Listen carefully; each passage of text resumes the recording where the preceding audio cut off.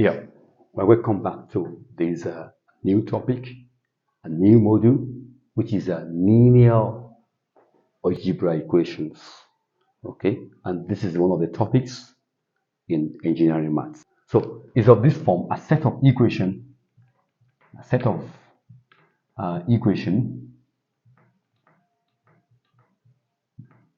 of the form a11 x1 plus a12 x2 plus dash dash dash, and the last one 1 n xn, then a21 x1 plus a22 x2, then plus dash dash a1n xn. We skip some elements here, so I'll just go to the last row. That'll be am1 x1 plus a m2 x2, then plus last one am n xn. So this is equal to b1, this is equal to b2, this is equal to b3. Okay, so what is the meaning of a11? A11 means element in first row. The first one here is the first row, followed by what? First column. Element in the first row, second column, and so on and so forth. Don't forget, this is what? This first line, this is your first line here, is row 1. This is your second horizontal line, is your row 2, and so on and so forth. So the vertical line, the vertical one, the vertical down is what we call the column. It's the first column, that's column 1. The second vertical down is called the column 2, and so on and so forth. Okay, so a11, I've said the meaning, is an element of the matrix. Okay, a12 is the element also of the matrix in first row, second column. Here also 21, it implies I'm in second row but first column. The one means first column. This one means I am in the second row, second column. I'm in the second row, last column.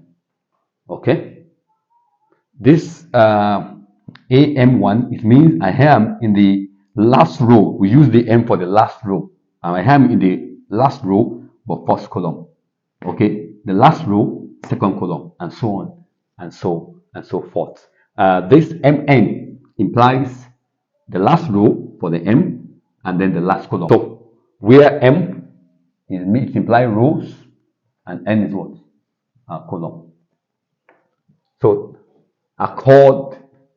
we call this system a system of linear equation, matrix form or the standard form. For the matrix form, it's going to be the x1, they are the what? They are the first column. So we are going to write their coefficients. That will be a11, a21, and then the last one, am1 in matrix form.